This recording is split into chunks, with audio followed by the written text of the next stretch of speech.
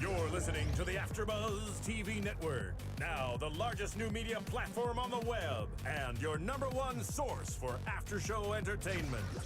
Very good, Keith Johnson.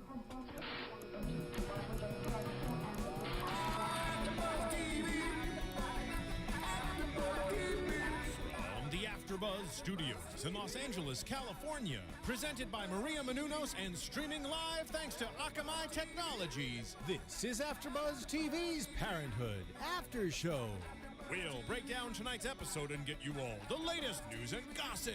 And now, another post-game wrap-up show for your favorite TV show. It's AFTERBUZZ TV's Parenthood After Show. May God bless and keep you always. May your wishes all come true. May you always Do for others what others do for you. I so love this intro. Never gets old. Welcome everybody back to Parenthood AFTERBUZZ TV. We are here doing Parenthood Season 5, Episode 8, The Ring. I am your host, Marisa Serafini, and tonight joining me, I have the lovely host. Hello everyone, Tiona Hobson here. Hello, Elena Jordan. Hello, Elena. Welcome, Elena. Welcome, Elena. Obviously, Danica is not with us tonight, but we have Elena joining us tonight, so thank you for being here and filling in. Elena, you do the tour for the Parenthood. Yes, I work with Danica. Yes, excellent. So we have another eyes and ears here on the panel with us, another big fan of Parenthood joining us tonight with us. So it should be a fun episode. So let's just get into it.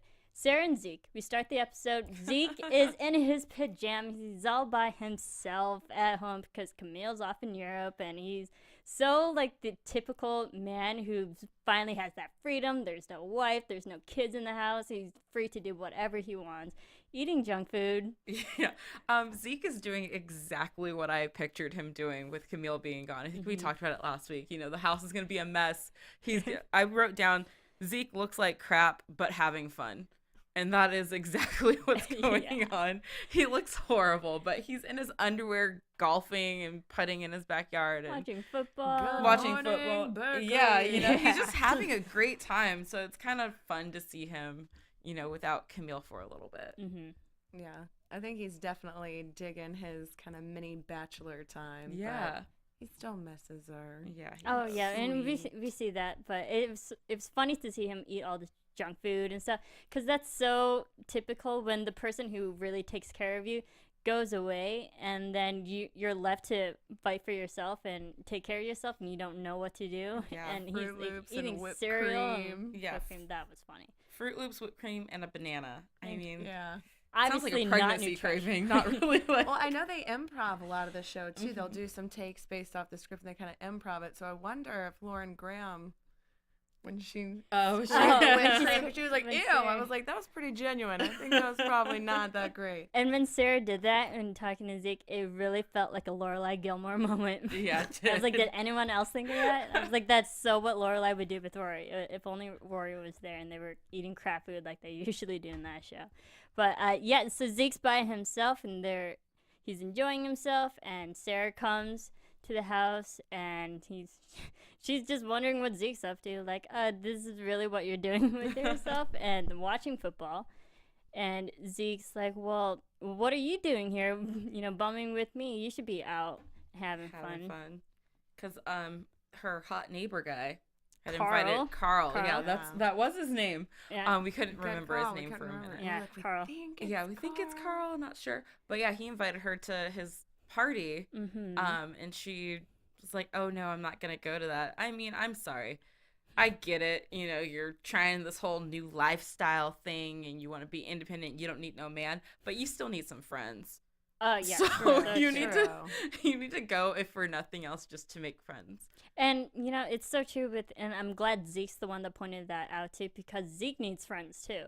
Yeah. And the fact that he's noticing that with his daughter as well, and the whole parallelism there, that was just, it was good for both of them to both realize that, because they're both alone and on their own, but they do need that social life. They need to let yourself out there and have fun. Yeah. And it's hard, you know, once you're out of school, it's hard to make friends. I was having this conversation with coworkers today. you know, it's like once you're an adult, where do you go to make friends? You know, especially Bars. if bars are like your Clubs. kids' friends, their parents become your friends, but her kids are grown and, you know, living their own lives. She's not gonna be at meet PTA people at work, or but anything. her work is being the Yeah. super, so it's Yeah, like, being a well, super the and- people that she lives with, or those are the Exactly. people that she sees. So it's like she doesn't have many opportunities to go out and make friends or find decent guys to date. So, you know, And- maybe she should. And it's not just about having the opportunity. It's about Sarah not wanting to go out, too. That also holds Yeah. her back Yeah. and not wanting to socialize with. Because we always see her with guys, but we don't really see her with female friends. Mhm. Right. Or friends really at all. Yeah, that's true. She always has a man She by always her has side. that love triangle. And Which I want Jason Ritter to come I back. want Come him on, back so- Carl. Yeah, you're Yeah, fine. Whatever. Talk but- about it in a little bit of news. But yeah, so Zeke convinces Sarah to go to the party, and then she takes the beer. I'm like, all right, yeah, do that. He's like, I'm gonna take this too. You can't go to a party empty-handed. Empty-handed. So yeah, and then we see Carl being nice and introducing Sarah to the female friends and having that connection. Yeah. She's socializing. Yeah, and I think it was like a gallery owner or something, you know, because she was Yeah. like, oh, Yeah. what kind of photography do you do? So not only is she meeting people, but it's also going to help her career-wise, too, you know, having these connections that he has of these people. Yeah, and Carl introduced her. It's like, oh, she's great at Mhm. photography. That's connecting, networking. That's how the Networking. business runs. That's how you get in the biz and establish yourself as the go-to dog and cat photographer in the Photographer. Berkeley area. Yep. That's how you do it right there. So you know what? I'd love to see just a night out with Sarah with none of the other Bravermans, just her having fun with other people. And we kind of saw a little bit of that tonight, but I just want to see other friends of hers, the other acquaintances of hers that aren't the Bravermans. Yeah. So let's talk about Sarah's daughter, Amber. We saw last week Ryan and Amber. They're officially, well, they've been engaged, but Ryan finally put a ring on it. But Amber's not too happy with the ring size. She's too concerned that Ryan spent all of his combat savings on it and gets worried about finances. Do you think that was a real reason why she was upset about the size and not happy with the ring, or do you think there was more to that? I said it last week. I think there's more to it. I think that she's starting to kind of second guess herself on this. Maybe they are rushing into it a little bit. But I just think it's hilarious that most girls complain that their ring isn't big enough, and this, you know, young girl, 20-something, is complaining that her ring's too big. Yeah. Well, It's like, her oh, aunt first world problems, That's you know? spot on. Is it really about the ring? She's like, oh yeah, it's definitely about the ring. But you could see that hesitation. That There's something else going on. Yeah. And we saw a few moments of it every time she was talking to Ryan or talking to Kristina, that there were moments where she was just not really fully into it. Whenever she got asked a question that she was questioning, and there was a moment where that hesitation and that look on her face, you could see that she's questioning everything. Yeah. But And- yeah. Well, I was going to question Brian's motives behind getting the ring, and a ring of that size, because I think, you know, last week we saw them at that party that they had in the studio, and he saw how, you know, close she was with the band and stuff. So I kind of started questioning, seems maybe insecure. he's insecure in it, so he went and got this ginormous ring because the first people who see it on Amber's hand are the members of the band going, whoa, what's And that? was You the know, it's first thing kind of he like, asked when you know, she came home, like, what did the band say? yeah, about what your did the ring, band your say? ring? So he's kind of like a dog. He's marking his territory to like let people know, even though Amber, you know, isn't the kind who would go off and cheat on him or anything. Yeah, that's But true. So it just questions clearly their whole relationship. heartbroken because he felt like, oh, I gave all this to you because I thought you'd like it. Mm-hmm. But she, you know, of course, is forced to grow up so fast. She's thinking, we're going to get married. We need money. Let's be rational. Mm-hmm. Yeah, and I can understand Amber's reasoning, but we know she's just like her mother. She questions everything, and she has to look deeper into the fact that maybe your husband, your fiance, was just being super kind and nice, and it was just a real nice act of generosity. But also, I think another reason why Ryan might have picked a big ring was that we know Ryan doesn't have like the best background, the best family life that he has, and not as many friends. And maybe I think it kind of makes me believe that he didn't really come from a family of wealth. And so now that he has any money, he'll spend it on someone he really does truly care about, because he didn't have that family support. He didn't have that family unit. And now that he has Amber, he's going to do anything to show his true love. Especially with the past couple episodes with her mother weighing in and not really approving. I feel like he feels like he has something to prove. And the easiest way to do that is get a big, giant ring. Big ring. Yeah. Because I don't know.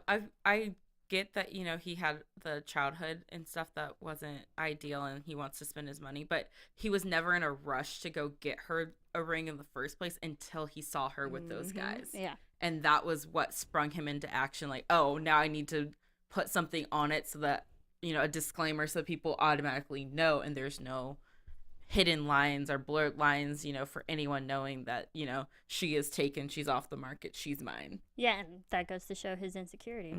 And so, but Amber convinces him to return the ring, downsize it, not upgrade it, downsize it, and have some of the money left for their future finances that they'll eventually need. And Amber, they're so alike. Amber, she's like, are you okay? And she can obviously tell that Ryan's a little upset because he did such a nice thing, also agreeing to return the ring and getting a smaller size. And he's just sitting in a corner, kind of sulking a little bit, passive-aggressively. I'd be like, no, I'm just going to enjoy this beer.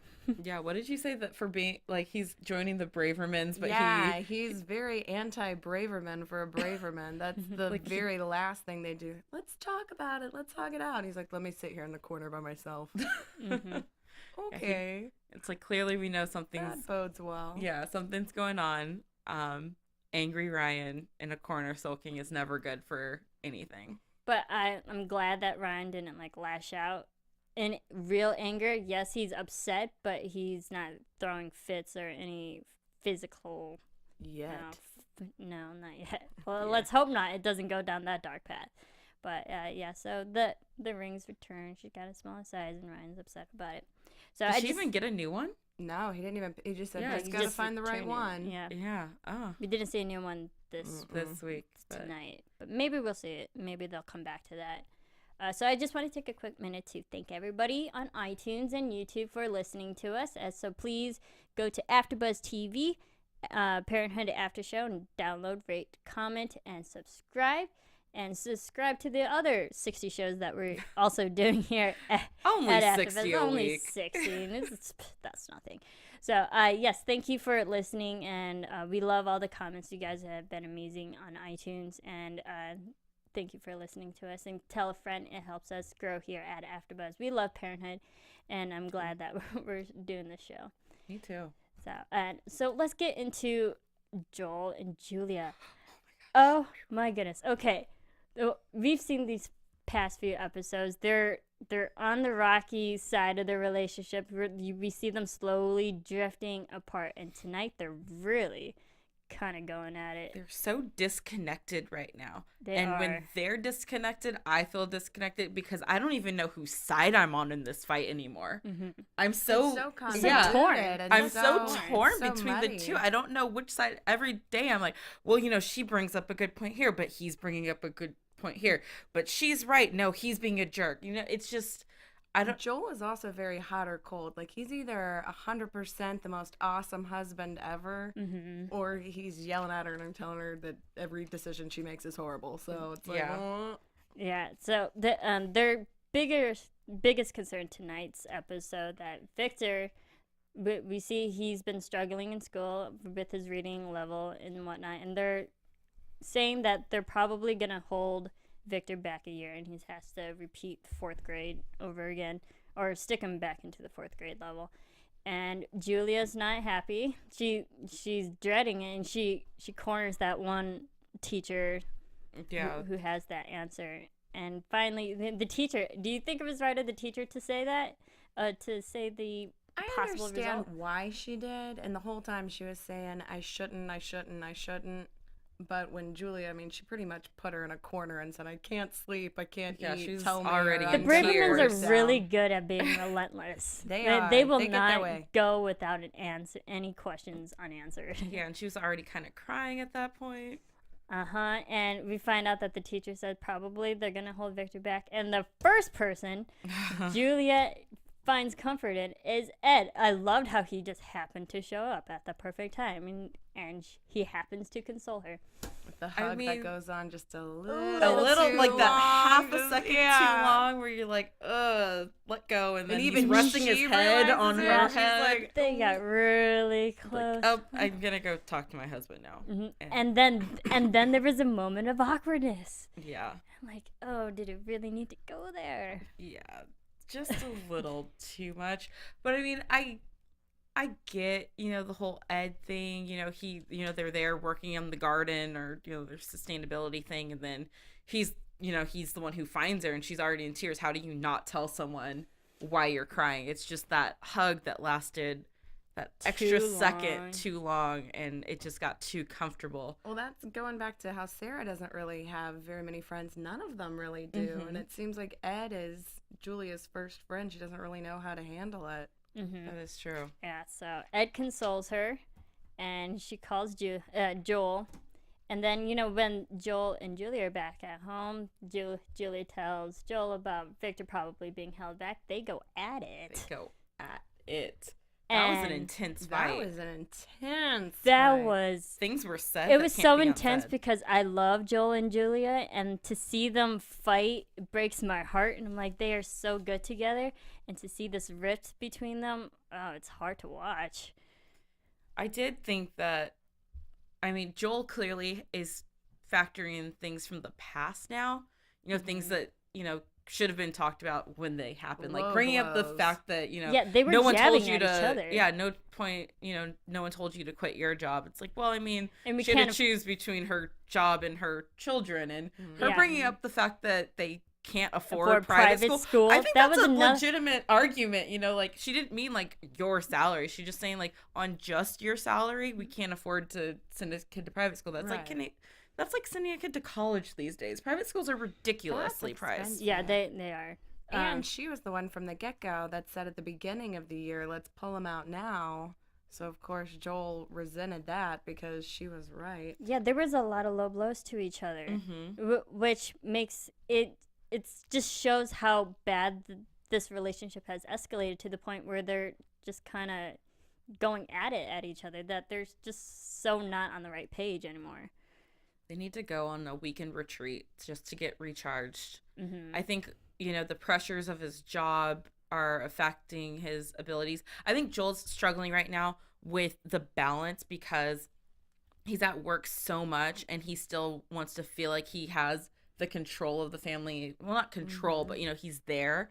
Because when Julia was telling him in previous episodes towards the beginning of the year, I'm here with Victor, I'm here helping him and watching him struggle, I really think this, like, holding him back is the best thing to do. He didn't want to see it because he's doing so much work that the fact that he's not there is killing him. Well, he but instead of actually being a stay-at-home dad, and he used to be that guy, so it's killing him that he's not there. And instead of just accepting the fact that Julia might know a little bit more because she is there, he's just fighting her on every little thing. And then she's a lawyer, she's not going to back down, so she's going to take the jabs back. So and Joel, he's working hard and he wants to bring home the bacon, support the family, and then Julia saying we can't afford something as serious as private school on your salary. That was just a emotional blow to him. And then because we know Julia, she's handling everything, Joel's not accepting that, and he doesn't really like it, and saying that all the decisions that Julia has made have been bad. Yeah, do you think that's big true? Thing to say is to say that's all a serious of your accusation. Decisions are wrong. Stay out of it. That was rough. Yeah, that was rough. But do you think that's true? Well, no, because if they would have pulled Victor out at the beginning of the school year, it would have been way easier for him. I feel like Joel kind of has some resentment against Julia because neither one of them is happy in their current roles. She wants to be working, he wants to be at home, and they've had to reverse it, and they kind of both blame each other a little, I think. There is a lot of blame game going on right now. Yeah, it's just, I think Joel, he can't get over the fact that he hasn't been able to support the family as much as he wanted. he was a stay-at-home dad, but he couldn't support the family financially. And now that he's working hard, trying to support the financially, he can't help with the life decisions. day-to-day, yeah. So he really can't win either way he does it. What really hurt my heart about this whole thing tonight was when Julia, ran after him after, it was Saturday morning and she was making breakfast and he had to go to work. And she ran after him and was like, hey, we can't keep doing this. The kids are noticing. And he's like, well, it's not on my part. Yeah. And I was like, I mean, dude, like your kids are noticing the tension and the fighting. That's my phone. I'm sorry. That's a good point, Noise. Yes, That's a what point that for was. me. They're noticing all these things that are happening and going on. And it was almost like he wanted to just blame Julia for that too, instead of just taking a second to stop and breathe and realize that Julia's not just hounding you for no reason right now. Like, you guys need to work something out because your kids are And he being basically said affected. he's not on her team yeah. because he said, I'll be there for my son, when she's saying we need to be united front. And That's it's slap in the serious face. when your kids are getting involved, because that's the last thing parents want to do is to affect their children. And then because children always know. Even though they may not understand everything that's going on, they know, and it still affects Especially them. Sydney. She's like a Yeah, little she's genius. Yeah. So precocious. Brat genius. Yeah, she is. That's what she is. She's a 45-year-old woman in a tiny little girl body. Yeah, and making a deal that Victor will be held back in her grade. So unfortunately, they do. Joel and Juliet, they put their arguments aside and do have to have a sit down with Victor and having him the sad realization that they're probably gonna have to hold him back, and that was so heartbreaking to watch. And Victor, all the stuff that he's gone through, and then now being held back. Can we talk about that actor, the kid So who plays amazing. Victor good. in that scene? Zola, Amazing. Zola, and we are gonna have Zola in studio next week. Oh, Yes. look at us. So we can talk to him about that. That scene was amazing. He did So good. so good. He Amazing. held his own, with two, veteran actors, like to be that young and still that compelling. He was amazing in that scene. cast is just phenomenal. Yeah. I think it's the best ensemble cast on TV. You can't pick a favorite character because No. they're all so good. They're all They're, so they're good. all amazing, and I do give it to because I've never been held back, and so I don't know the situation, but it was so believable. So because being so young and having that sad realization that you're gonna be held back, like, what about my friends? And he's just trying to figure himself out in this new school that he was just put into this year. And Because you're literally one day, on Friday, you're in class with your friends. On Monday, you're in class with new your sister class. in a whole new class. And not even just a whole new class in That's a grade younger than a you. grade level that you already have done. And everyone notices, like, it's not just, hey, you're not in our 5th grade class anymore, you're in the other teacher's classes. No, why are you in the 4th grade now? There's gonna be so many questions that he's gonna have to answer, even on his baseball team. When he goes back to that, the same kids from there usually in your elementary school grade. class With too. half the year having gone by too. Yeah. That's a long time. And even he Yeah. realizes it. He's like, but the school year's halfway over.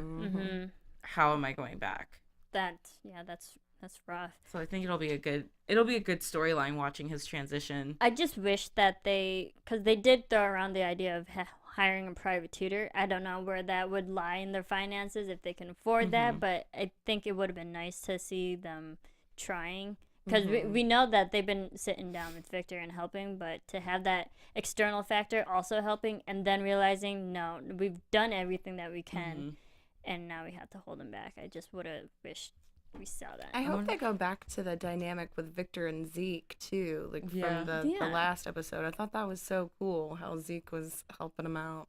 Yeah, and maybe we'll get that. Maybe they might get into a little predictions, but maybe because of trying to cope with being held back, that he'll spend more time with Zeke, and Zeke will be the one comforting Victor and be like, "It's okay. We're still gonna work on this, and we're still gonna have fun like we normally do." So let's talk about Kristina and her campaign. Bob Little, what an Bob Little, you politician. you dirty man. Dirty politician. Dirty politician. So, Never goodness. trust them with their smiling faces when they look all sweet and innocent like Bob Little. They always are just disgusting people. So we start with Kristina that she's up 2 points points in the polls, which is she's really close to Bob and she can possibly win this.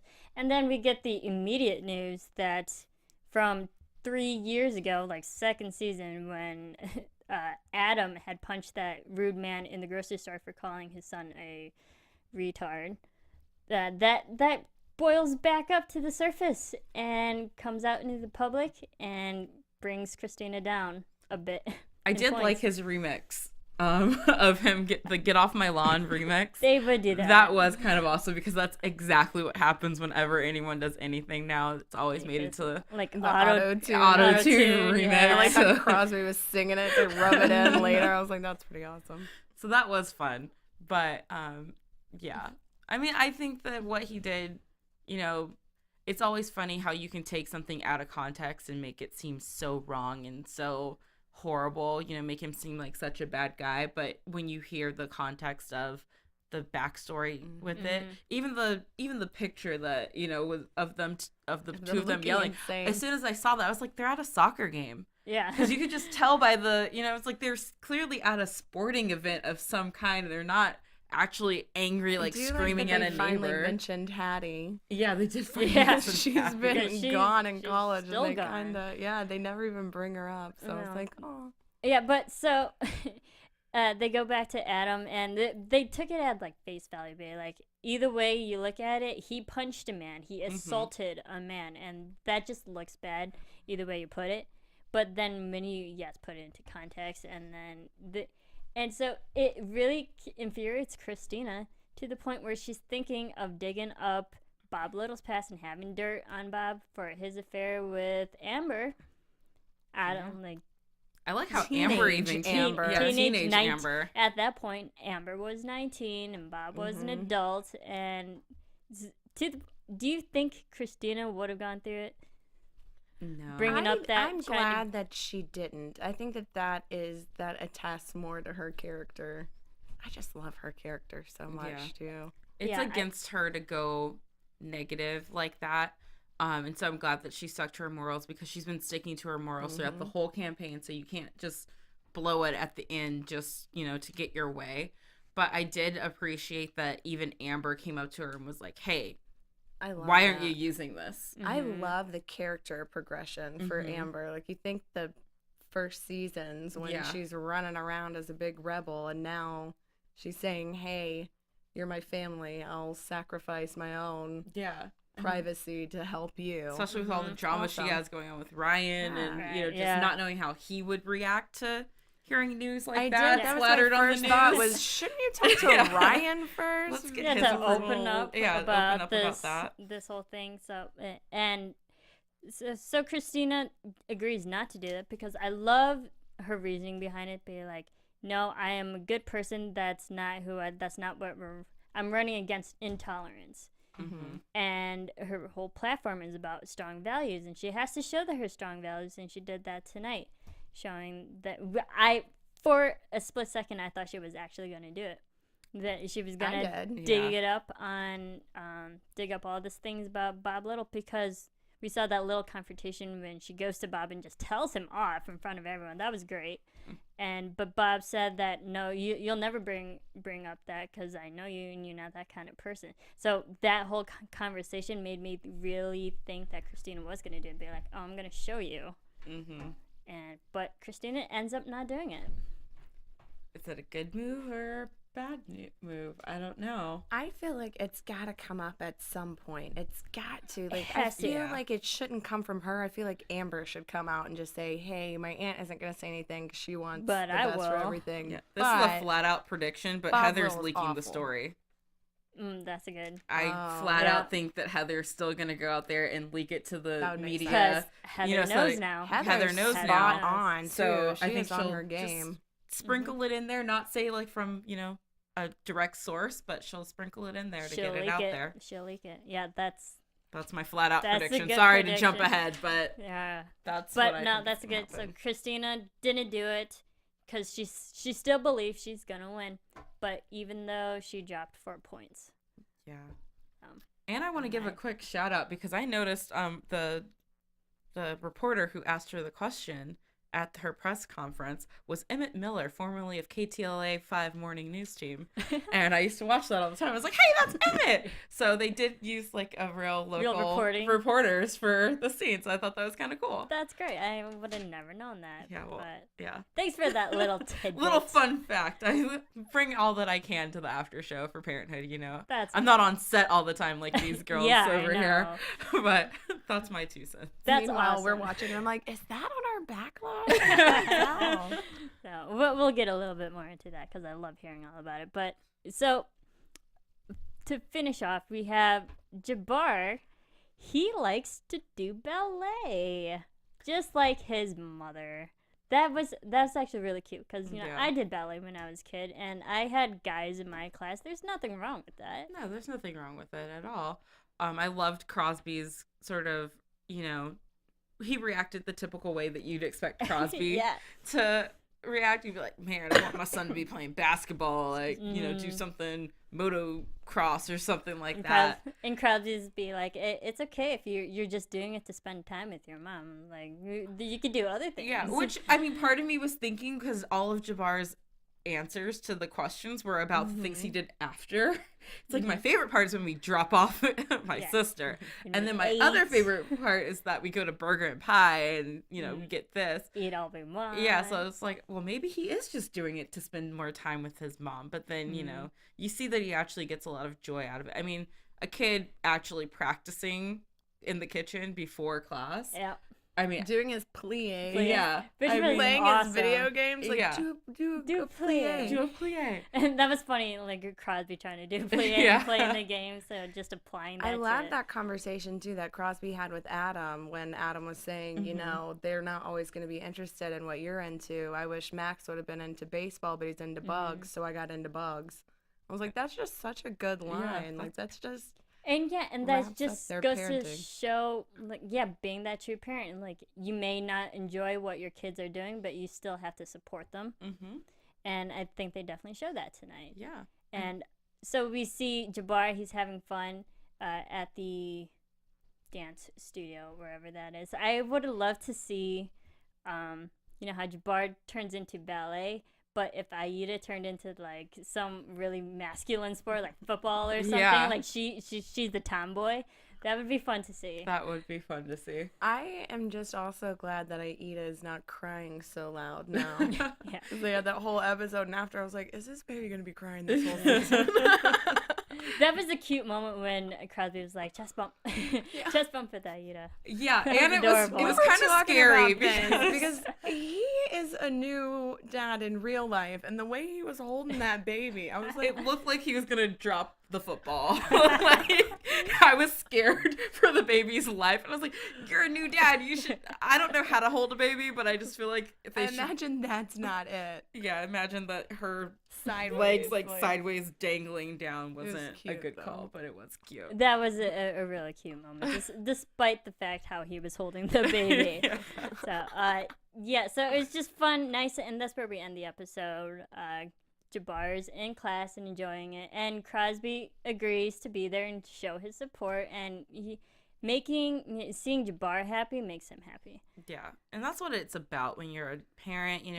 You're, like they said, you're not going to always agree with what your kid's doing, but as long as you show them the support and love, and they know you have their back, then you're not doing anything wrong. Yeah, and I love that big smile, and then when Jasmine smiles, just kind of leans her head on his shoulder. Thanks for being cool about it. They're just a cute little couple. They are. Mm-hmm.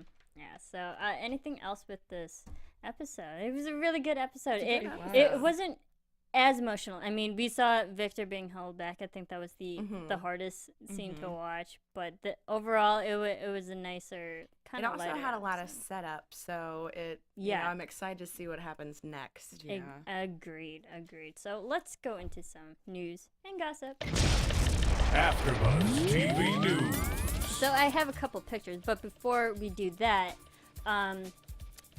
Dax Shepard, obviously who plays Crosby, he was on the Conan O'Brien show 2 days ago, November 12th, and it was a fun, a little bit weird interview, but it was fun. They were talking about, and yes, I'm saying this on air, butt humping.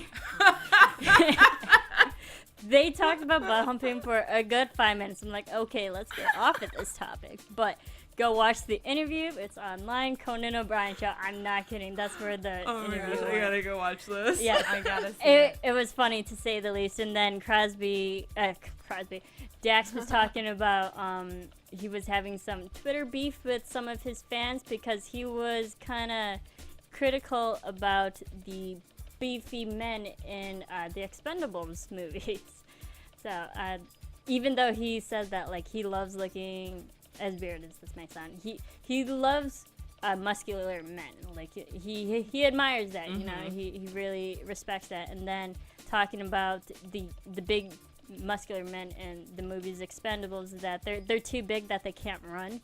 So they're just like, they move slow even though they're big. So I don't know. That's just where that whole interview went. It's a funny interview, I swear. But yeah, so go look it up. It was fun to listen to.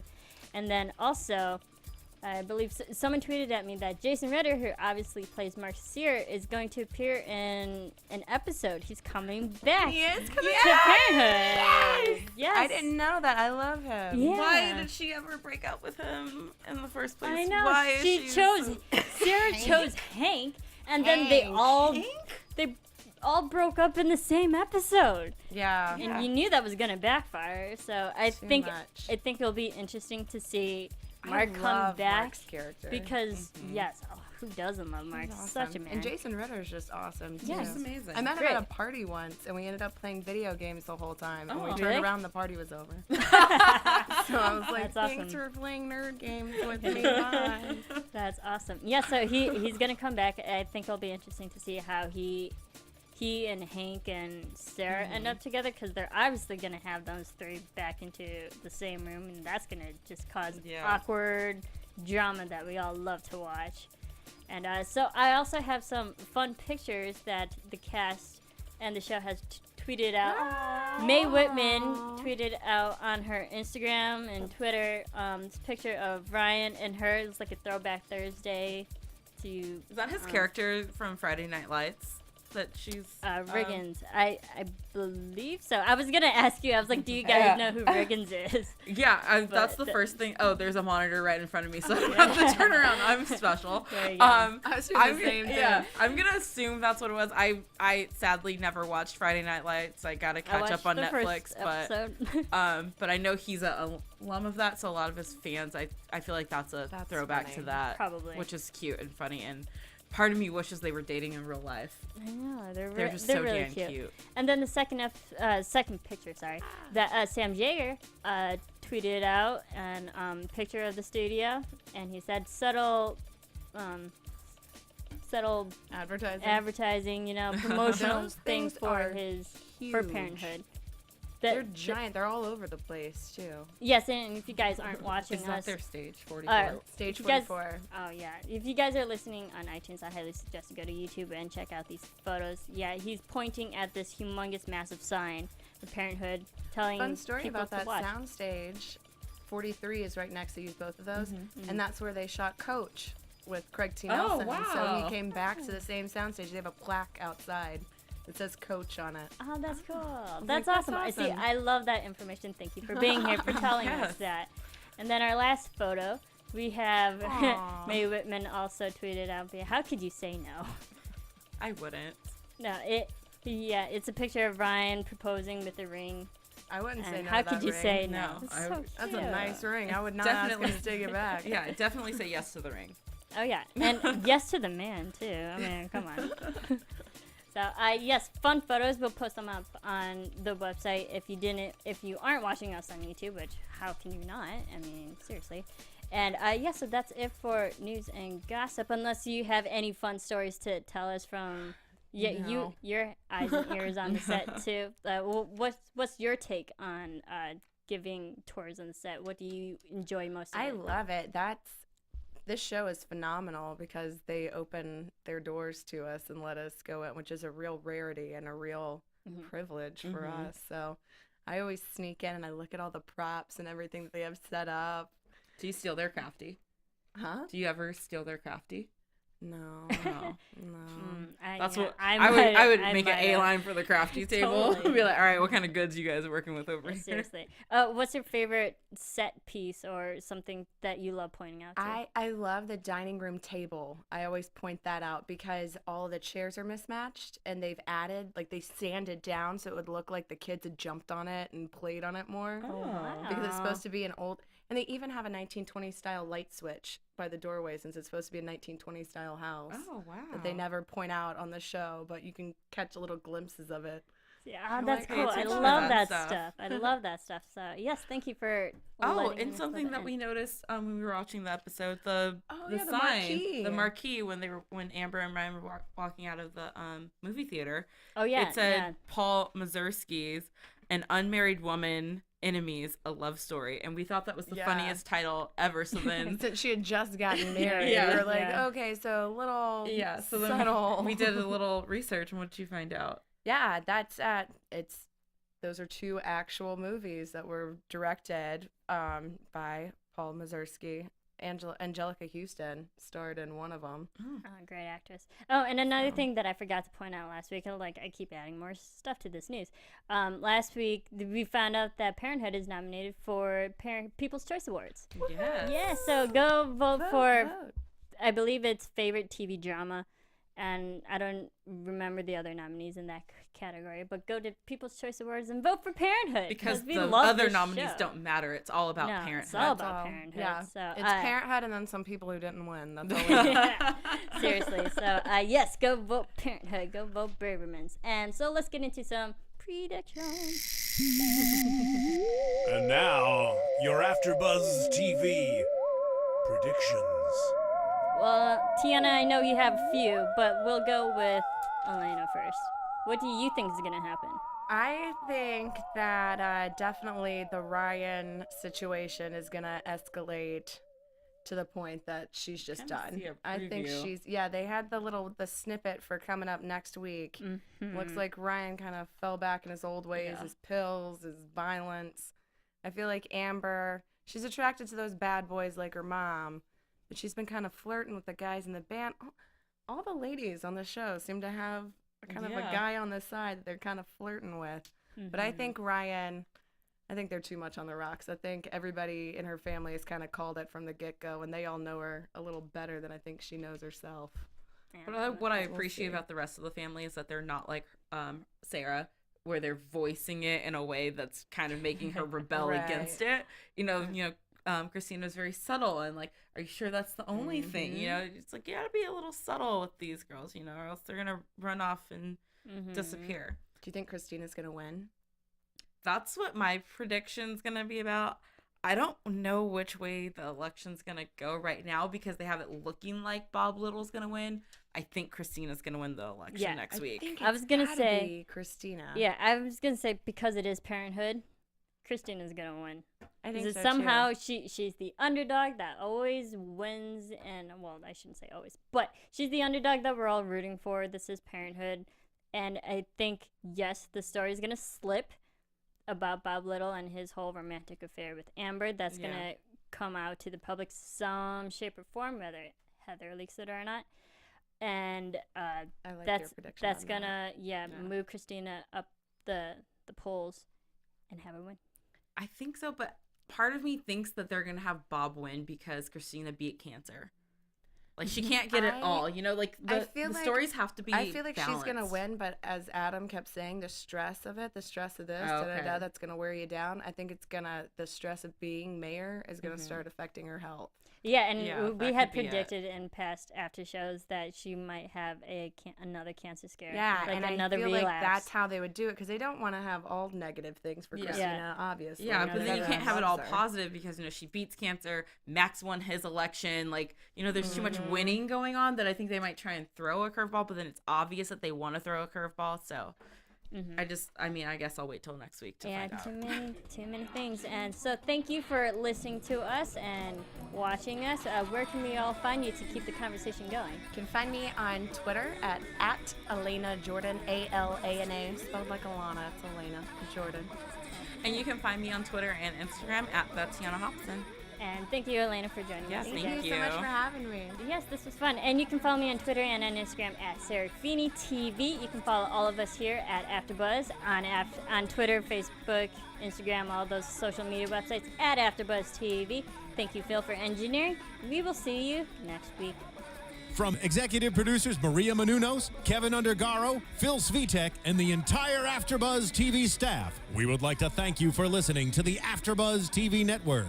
To watch or listen to other after shows and post comments or questions, be sure to visit AfterBuzzTV.com.